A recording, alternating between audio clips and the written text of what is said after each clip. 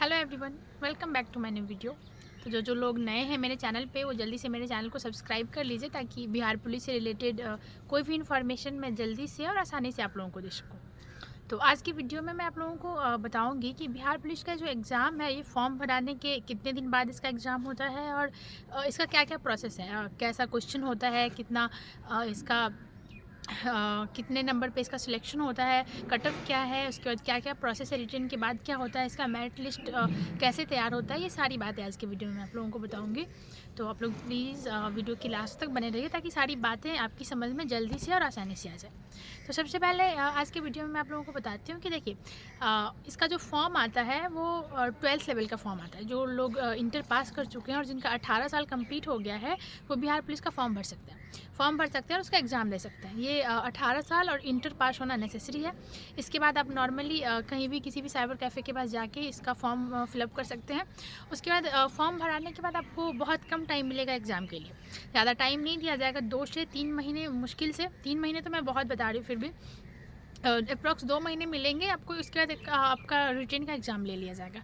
Retain का exam मैं ये नहीं एग्जैक्ट बता सकती हूँ कि क्वेश्चन लेवल क्या होगा, लेकिन ऐसे बताया जाता है कि 12th लेवल का क्वेश्चन होगा। लेकिन बाकी सबको पता ही है कि कैसा होता है कंपटीशन का क्वेश्चन। तो 12th लेवल का क्वेश्चन रहता है और जो कंपटीशन की तैयारी कर रहे हैं उनको पता ही है कि 12th तक का लेवल क्या है और कैसा एग्ज़ाम होता है, वो सारा कुछ। तो मेरे टाइम में जो एग्ज़ाम हुआ था ना 84 से 15, ये काफ़ी टफ एग्ज़ाम था। मुझे पहले का नहीं पता कि मेरे से पहले कैसा एग्ज़ाम था, उस टाइम में लोगों का सिलेक्शन किस तरीके से होता था वैसा, क्योंकि ये मेरा पहला एग्ज़ाम था और इसी में मेरा सिलेक्शन हो गया।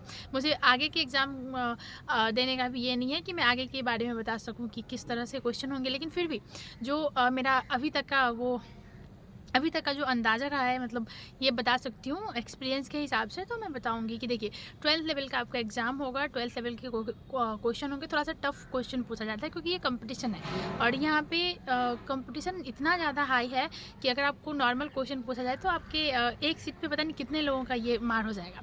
तो ये सब आपको पता ही है। और मैं आप लोगों को बता दूँ कि ये मेरे टाइम में जो एग्ज़ाम हुआ था वो काफ़ी मुश्किल एग्ज़ाम था। और मैं सच बता रही हूँ कि कितने नंबर पे रिटेन का सिलेक्शन होता है, कितने नंबर पे रिटेन का रिजल्ट बनता है, वो आज तक एग्जैक्टली कोई ऐसा जगह नहीं है जहाँ पे आपको एग्जैक्ट कट ऑफ बताया जाए।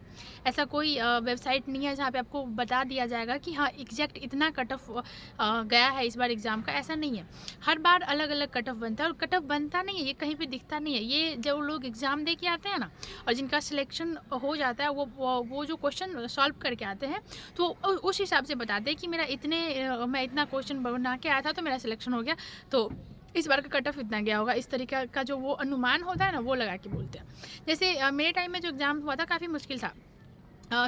वो जो पूरा क्वेश्चन था उसमें मैं सच बताऊं तो 2-3 बार ऐसा करके मैं क्वेश्चन बनाई थी। एक ही बार में सारा क्वेश्चन नहीं बनाई थी, एक बार बनाई थी क्वेश्चन। एक बार में पढ़ने के बाद तो मैं ना सच बता रही हूँ, सिर्फ 52 से 53 क्वेश्चन ऐसा था जो मैं एग्जैक्ट बना के आई थी कि हाँ ये सही है।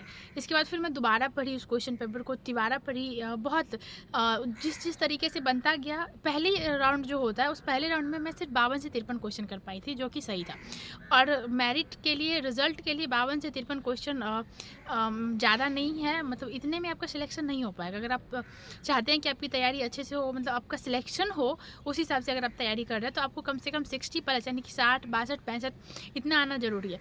मैं जब 52-53 क्वेश्चन करके आई थी तो मुझे पूरा ये था कि नहीं, मेरा इस बार सिलेक्शन नहीं होगा किसी भी हाल में मेरा, क्योंकि इतना कम में सिलेक्शन नहीं होता है। और देखिए मैं ना उसके बाद जब फर्स्ट राउंड में क्वेश्चन बनाई थी तो 52 से 53 क्वेश्चन बनाई थी। फिर दोबारा से पढ़ी तो वैसे क्वेश्चन को बनाई जो 50-50 टाइप लगा कि हाँ हो सकता है, नहीं हो सकता, इस टाइप का। और फिर जो थर्ड राउंड था उसमें जो भी एक तो टाइम ख़त्म हो गया था और ऊपर से कुछ जो क्वेश्चन बचे थे उसको बनाना भी था। नेगेटिव मार्किंग नहीं होता है, तो मैं क्या की थी कि सारा क्वेश्चन को अपने हिसाब से जो मुझे लगा ऐसे 1, 2, 3, 4 करके सारा कंप्लीट कर दी। मतलब 100 on 100 सारे क्वेश्चन को मैं बना के आई थी। लेकिन जो एग्जैक्टली सही था वो मुझे खुद पता था कि मैं सिर्फ 52 या 53 क्वेश्चन करके आई हूँ, सही से ज़्यादा किसी भी हाल में सही नहीं होगा। तो जैसे ही जब मेरा रिजल्ट आया था ना रिटेन का, तो मुझे भरोसा नहीं था कि मेरा रिजल्ट आएगा, तो मैं खुद देखी भी नहीं थी अपना रिजल्ट। जो लोग मेरे साथ एग्ज़ाम दिए थे वो देख के बताया था कि मेरा सिलेक्शन हो गया इस बार रिटेन में। तो फिर मैं खुद देखी कि हाँ सही में हुआ है या ऐसे ही। तो उसके हिसाब से अगर मैं बता दूँ कि मेरे टाइम में जो क्वेश्चन लेवल था काफ़ी हाई था। तो उसका कट ऑफ काफ़ी लो गया जिसमें मेरा सिलेक्शन हुआ, नहीं तो अगर हाई जाता उसका कट ऑफ तो मेरा सिलेक्शन नहीं होता।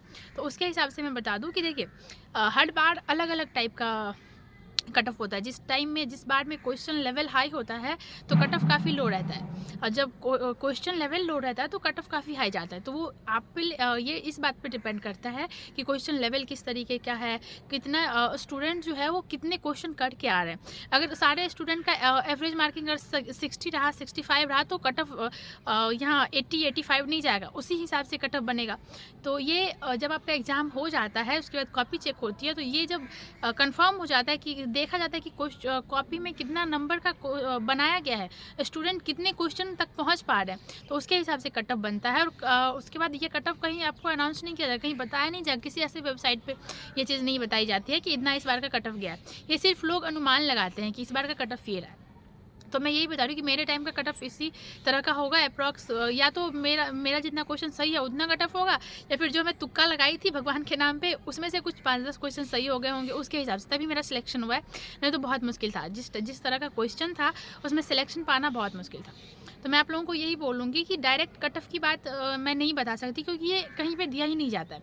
लेकिन फिर भी एवरेज जो रहता है, अगर आप गर्ल्स के लिए बात करें तो अगर आप 60 प्लस यानी कि 60, 62, 65 इतना क्वेश्चन करके आते हैं, और ये नॉर्मल लेवल का क्वेश्चन होता है, क्वेश्चन लेवल लो नहीं होता, नहीं हार्ड होता है, तो आपका 60 प्लस यानी कि 62-65 तक आपका सिलेक्शन हो जाएगा। अगर आप 62 से 65 क्वेश्चन करके आते हैं तो आपका सिलेक्शन हो जाएगा। और रही बात लड़कों की, तो लड़कों का एग्ज़ाम लड़के बहुत है, हालांकि कंपटीशन तो बॉयज़ और गर्ल्स दोनों का हाई है, ऐसा नहीं बोल सकती हूँ, लेकिन फिर भी जो लड़कों का कट ऑफ होता है ना, ये लड़कियों से थोड़ा सा ज़्यादा जाता है।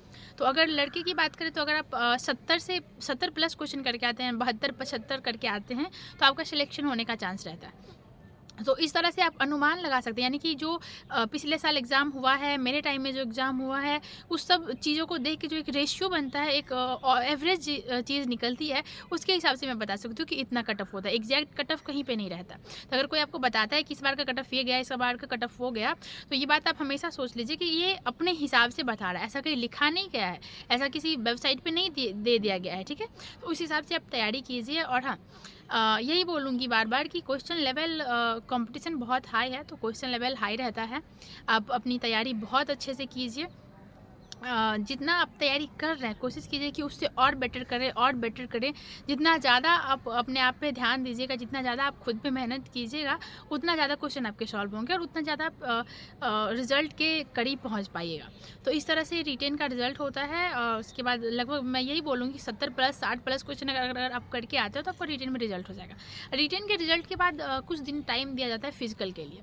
फिजिकल, इस एग्ज़ाम का मेरिट इसके फिजिकल पे बनता है। इस बात को हमेशा अपने दिमाग में रखिए। अगर आप 95 क्वेश्चन रिटेन में करके आते हैं फिर भी आपका सिलेक्शन होने का ये नहीं, आप रिटेन पास कर सकते हैं। उसके बाद आपका फिजिकल होगा, फिजिकल में आपका मेरिट फिजिकल के हिसाब से बनेगा, उसके बाद ही आपकी नौकरी होगी। तो इसका रिटेन का एग्ज़ाम ख़त्म हो गया, रिजल्ट भी आ गया, उसके बाद आपका फिजिकल के लिए कुछ टाइम दिया जाएगा, यानी कि 2 महीने 2.5 महीने, वो उस टाइम का जैसा सिचुएशन होता है उसके हिसाब से आपको टाइम मिलेगा। ज़्यादा नहीं, 2 महीने टाइम मिलेगा, क्योंकि मेरे टाइम में कोविड था और बहुत सारा कुछ, तो थोड़ा सा टाइम बढ़ गया था, लेकिन एवरेज 2 महीने आपको टाइम दिए जाते हैं एग्ज़ाम के बाद फिजिकल के लिए। फिर 2 महीना, अगर आप नॉर्मली स्टार्टिंग से फिजिकल स्टार्ट करते तो 2 महीना बहुत कम होता है। जब मैं दौड़ना शुरू की थी ना रिटेन के बाद, क्योंकि रिटेन के से पहले मैं नहीं दौड़ती थी, मुझे पता ही नहीं था, मुझे पूरा यकीन था कि मेरा सिलेक्शन होगा ही नहीं, तो क्यों। तो जब मेरा रिजल्ट हो गया था मैं दौड़ना शुरू की, तो स्टार्टिंग में बहुत प्रॉब्लम हुई, सबको होता है दौड़ना, पैर में दर्द, तबीयत ख़राब होना, बुखार हो जाना, उठना नहीं, बहुत सारा कुछ। इस सब चीज़ों को ना आपको इग्नोर करना पड़ेगा। आपका जो दर्द है उसको हमारे जो सर लोग हैं, इंस्ट्रक्टर वगैरह, वो सब यही कहते हैं कि ग्राउंड का दर्द ग्राउंड में ही ख़त्म होता है। तो इस चीज़ को हमेशा अपने माइंड में रखिए। जब दर्द स्टार्ट हो तो आप समझिए कि आप वर्क कर रहे हैं, आपका जो लक्ष्य है, आपका जो एम है, आप उस चीज़ पे खड़े उतरे, आप उस चीज़ की तरफ बढ़ रहे हैं। तो कभी भी दर्द से घबराइए नहीं और अच्छे से दौड़िए, अच्छे से ग्राउंड में अपना टाइम दीजिए। जितना टाइम आप पढ़ाई पे दिए और यही नौकरी आपको करना है तो आपको ग्राउंड में टाइम देना पड़ेगा।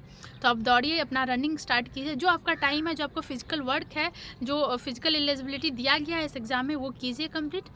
उसके बाद इसके हिसाब से इसमें जितना फिज़िकल में अगर आप फिज़िकल के मार्क्स की बात करें तो देखिए फिज़िकल में मैं आपको बता सकती हूँ कि इसमें कितना अगर आप लाते हैं तो आपका सिलेक्शन हो सकता है। नॉर्मल अगर आप सिर्फ पास होके आते हैं, रनिंग में पास, गोला फेंकने में पास, जंप में पास, तो ऐसा नहीं होता। अगर आप नॉर्मल पास करके आते हो तो ऐसे बहुत सारे स्टूडेंट होते हैं जो सिर्फ पास करके आए, तो उसमें आपका सिलेक्शन नहीं होगा। आपको बहुत ऐसा चीज़ है जिसमें आपको फुल मार्क्स लेना पड़ेगा। रनिंग हो, गोला फेंकना हो या हाई जंप हो, इस दोनों में से किसी एक जगह आपको फुल मार्क्स लेना पड़ेगा। रनिंग आपका 50 नंबर का होता है फुल मार्क्स, और ये गोला फेंकना 25 नंबर का, और हाई जंप 25 नंबर का।